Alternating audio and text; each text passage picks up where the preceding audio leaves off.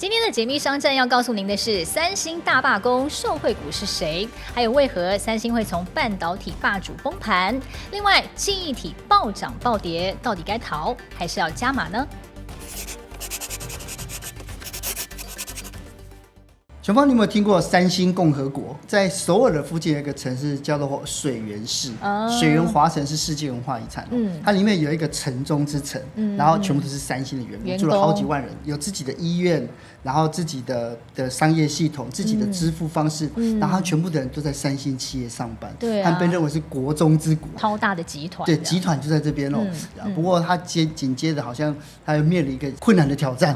你有听说吗？大罢工了，对不对？对呀，那接下来大家想说，三星现在是全世界最大的记忆体的供应商，它的罢工会不会对我们接下来的这个科技发展有影响？所以我们今天再次邀请到这个财经专家阮慕骅，慕骅哥你好。慕骅哥你好。两位主持人好，观众朋友大家好。所以大家开始担心这个三星要罢工了，那慕骅哥你怎么看呢？他们去年有一次大罢工，比这一次酝酿要罢工的时间短很多，然后这次罢工的时间高达18天，而且已经确定了。那这次罢工一定会对全世界记忆体迎来一波在5月下旬到6月初的冲击，因为它罢工时间大概定在这段时间。所以你可以看到像是台股的记忆体股，像是我们讲模组厂的威刚，股价最近是用喷的。当然最近因为地缘政治风险的关系，它被打回来，被打下去。但是你可以看到它之前罢工消息传出来之后，威刚的股价是直喷上去，用涨停板这样一直锁住涨停上去。那另外呢，就是像工控记忆体，像是宜鼎，股价都已经飙到1000块以上了。大家可能没想到，去年几百块的股价可以飙到1000块，也是因为这个消息一出来之后呢，宜鼎的股价就直接一直飙上去。当然，因为威刚跟宜鼎他们公布出来，他们的 EPS 非常好。你知道他们公布出来，今年1月、2月一个月的 EPS 就高达10多块，你能想象吗？一个公司一个月可以 EPS 就是赚一个股本，超过一个股本。比如像威刚，它大概好像赚12块吧，宜鼎甚至高达16块。所以你会发现这些公司真的是非常惊人。如果你算12个月的话，那么今年下来要赚超过10个股本吗？为什么？因为记忆体价格持续的大涨不管是合约价或者现货价，都是在上涨之中，尤其是现货价涨得更凶。所以你可以看到这些手握库存的公司，像是威刚啦、创建啦，这些模组厂呢，他们就是最主要的受惠者，因为他们有很多库存，那库存涨价的利益就非常的丰厚，使得台湾的这些相关的公司的股价往上飙了。是。慕骅哥，我们知道这次的三星大罢工啊，预期这个规模真的还蛮大的好像是多达9万人要大罢工。所以说，如果他这个大罢工开始进行，然后之后会对全球的产业还有他自己的这个品牌，你觉得会造成什么样的冲击呢？9万人占整个三星员工的规模，他们已经快80%了，非常高的一个比例是要加入这个罢工行列。那预期是18天3周的时间。那大家会问说，那他到底为什么要罢工？我刚刚讲薪资奖金，他这一次最主要是不满奖金的部分。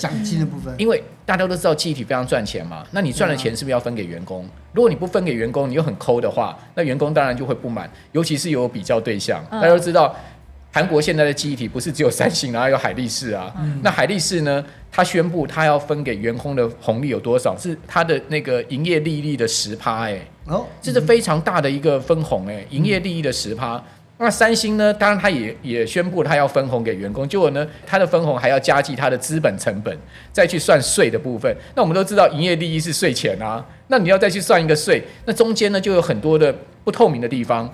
所以呢，三星的员工就很不爽，说为什么你不能比照海力士？所以他们就串联这次的大罢工。我想这个消息是蛮震撼的。所以你看，发现这个消息一出来之后，DDR4 的16GB 的 ETT 的价格呢，就全面的往上拉升，也当表示大陆的报价。哇，直接一天拉了15%的一个价格上涨，就是因为这个因素。是，这边还有看到，包括了 NAND 的这个价格也加速了上涨，还有这个 AI 伺服器的供应链成本会提高，这个都会受到三星大罢工的影响吗？对。团队最近给哲金看了一个数字，我觉得相当的惊人超过70%的你其实还没有按订阅。如果你一直有在收看，也喜欢我们节目的话，现在我们来按下订阅吧。按下订阅对你来说是免费的，但对整个下班经济学团队来说，有你的支持跟订阅是这个节目能不能继续做下去做得更好的重要关键。因为现在全世界记忆体在 AI 发展之下，现在有3大问题。第一个就是那个 DRAM 的缺口，它持续无法弭平，就是需求是大于供给的。那尤其是三星他们要去做 HBM 就退出 DRAM，那退出 DRAM 呢，其实就使得像台湾的像南亚科啊、华邦电啊这些低润厂呢，股价大好，那就从去年以来就一路好到现在。那最近他们有一点利多不涨了哈，就是说有点开始股价往下走，那可能也受到地缘政治的影响，再加上有其他的因素，这等一下我们讲。第二个呢，就是 NAND Flash 它的价格也会持续的被提高，因为他们都是一系列的。那第三个呢，就是 AI 伺服器的整个供应链的成本会上升因为最主要采用这些低润的啊，包括 NAND 啊，它最主要就是 AI 这个供应链，现在目前的非常畅旺。过去我们都知道低润最主要用在消费电子产品，可是我们知道手机啊这些消费电子 PC 啊 Notebook 景气没有那么好，所以过去很长一段时间低润价格都不好，而且是处在供过于求的状况。但现在整个情势翻转，就是因为这几年 AI 伺服器资料中心的一个大好的情况，所以它现在目前三星一罢工之后，大家就想说哇，那会加剧这个3个主要的问题。那我们也看到这个确实是有出现现在市场上的疑虑了。不过华哥，我们说到这个记忆体大家在看说，如果这个暴涨暴跌的时代结束之后，它的个股还能追吗？要怎么去评断这样？对，其实这个股价跟基本面有时候它不见得是完全联动。华尔街有一句话嘛，就是说股价都是涨在大家还未知未明的状况下，就是很怀疑的状况下，什么时候股价会见顶呢？就是大家都已经清楚了，这个利多出来了，所以我们常常有一句话就是买消息卖事实。你有发现最近记忆体有这样的状况？所以我们刚刚讲说记忆体整个市场现在目前的产业面有我们刚刚前面所讲的那些问题，但是你会发现其实呢，华邦电也好，南亚科也好，他们的股价群联也好，不但不涨，他们还在往下走。那就代表什么？代表现在有一种所谓买消息卖事实的这样的情况。事实是真的缺货，事实是真的在涨价，但是呢，状况是股价在下走，往下行。所以说，我觉得投资人呢，你到底要不要去追这个记忆体的股票？就我而言呢，还是要去看股价面，而不是看消息面，因为消息面大家都已经很清楚了。从这2张图可以看到，其实三星罢工消息出来当天，三星股价为什么会上涨？因为中国大陆的这个 DDR4 的价格是大幅拉升，你可以看到它当天涨了15%，就直接现货价就拉上去了。那另外 Chemforce 的报价也是上涨，不过涨幅没有那么大，可见最主要影响的还是大陆的这个现货价，华强北啊这些地方的现货价是随时就是一日3价这样在喊。我是觉得现货价今年第2季会不会到顶，其实还是一个问号。虽然说外资的报告认为说有可能因为长兴存储增产的关系而现货价到顶，但我是觉得如果说后面的整个 AI 发展的趋势不变的话，也许现货价有机会持续在往上拉高。那当然现货价拉高，合约价就更有条件拉高了。比如说大家看到南亚科它的股价在今年见到了326块附近的价位之后，它其实已经很久一段时间没有创高了。那基本上呢，就技术面而言，我们会认为说消息面再好，对一家公司它的股价推升，如果你看不到它创新高的话，就代表它的股价有可能已经 price in 了。所以从南亚科的股价，我们可以去观察记忆体缺货、记忆体涨价这些消息对于记忆体整体族群的刺激力道还有多少。如果它的股价持续不能创新高，甚至是渐渐的往下走的话，即使再多的好消息，可能你对他们后市的股价看法就要稍微谨慎一点了。是记忆体的这个现在呢，就可能已经到了看空的阶段了吗？还是说它只是说它的前景目前大家利多都已经到这个样子了，那它后市还是可以再期待？不至于看空，但是它现在股价偏弱是事实。为什么不至于看空？因为这些公司确实是非常赚钱啊。我看一下1个月可以赚1个股本，这样子怎么会叫不赚钱呢？是，所以他们不至于看空，但是他们公司很赚钱，大家都已经知道了，知道了，它已经 pricing 在他们过去这么1年来的股价的上涨的过程。然后去年所有台股里面涨幅第1名、第2名的，就是南亚科这些股票，它去年可以涨了5倍、6倍，那已经在去年就涨那么多了，它的股价其实已经反映了这些利多消息了。就我们在投资上面一句话叫做 price in， 它已经 price in 了。这样 price in 的情况之下，它要再创高就不容易，除非有更好的业绩面的展现。是，因为它反映。那问题是它会不会真的走空呢？我也觉得不至于。为什么？因为它毕竟还是有很好的基本面。以及未来的可能的展望面。不过回到这个三星大家在看三星说，它好像在这几年的 AI 浪潮当中，好像错失了先机那所以想要请教慕骅哥，它的落后的关键原因是什么？那我们都知道全世界3大记忆体厂就是三星、海力士跟美光。那过去大家都把三星放在第1个，海力士放第2个，美光放在第3个，是因为他们的营收跟产量的情况确实也是这样排序。但是曾几何时呢，海力士已经超过三星了。然后美光还是老3。那海力士为什么会超过三星呢？是因为海力士这家公司其实他们的 V 群非常的好，他们其实早就看出 HBM 这种高频宽的记忆体未来的趋势跟发展，所以他们在2014年就跟 AMD 就是超微合作、苏姿丰合作，发展 HBM。那三星呢，一开始他觉得 HBM 是个小生意啦，我们还是要去做低润啦，低润才是大生意啦，而且我们在低润上面遥遥领先，我们为什么要放弃低润我们的竞争优势呢？对啊，或者说 HBM 我们就是少量发展，所以他们错失了 HBM 的这个先机所以呢，在这样的情况之下呢，就让海力士超越了。另外一个原因就是李在镕入狱，我们知道李在镕前后入狱被关了10年。对呀、那你想看李在镕基本上就是三星的掌门人，他是灵魂。那再加上三星这家公司那么庞大，10几万的员工，他们的高层的官僚系统是非常的严重，而且是有名的。所以在决策过程中，在李在镕入狱的情况之下，他们也错失了在第一时间去追赶这个 HBM 的这个商机的情况。还有就是他们误判了 AI 趋势。他们没有想到 AI 资料中心要用这么大量的 HBM，那这也是他们落后的原因。那台积电向来视三星为对手，那敌人是谁？三星的敌人就是海力士啊，所以台积电率先跟海力士合作在 HBM 上面，也使得海力士得到了这个台积电这么大的一个挹注的力量，而超越了三星。所以我觉得最主要这是4个关键。是大家现在最关注还是记忆体，但是记忆体它这一块的这个生产，目前也受到中国大陆记忆体厂的冲击吗？对，最近南亚科股价特别弱势的原因，是因为被外资降评。外资为什么降评呢？外资降评的原因就是中国大陆的2大记忆体公司，一家叫长江存储，一个是长兴存储。长兴存储就是CMXT 这家公司呢，它宣布要增产那个 DDR4。哇，那这个消息一出来，大家都吓到。为什么？因为长兴存储它的月产能非常大，它是27万片的这个月产能，它现在宣布要增加10K，就是增加1万片的月产能在 DDR4 上面，而且它不排除明年还要再增产 DDR5。哇，那这就直接打到了记忆体市场了，所以外资就把南亚科降评，原因是在这个地方，而且外资的报告是认为说，第一轮的现货价有可能涨到今年第2季就涨不动。那在现货价涨不动的情况之下，最主要是受到大陆增产的影响。那长兴存储呢是非常大的一家记忆体厂，而且它的技术非常的厉害，它这几年持续在追赶我们刚刚讲全世界3大记忆体厂。过去他就讲说中国大陆的那个记忆体厂的那个技术很落后全世界大概5到8年的时间。对不起，现在只落后1年了。它现在目前的 DDR5、DDR4 技术都非常的成熟了。那除了这个长兴存储以外，另外一家公司更大叫长江存储。单单去年第1季跟第2季，你知道它占全世界第一轮的出货量多少？10%，第2季到13%。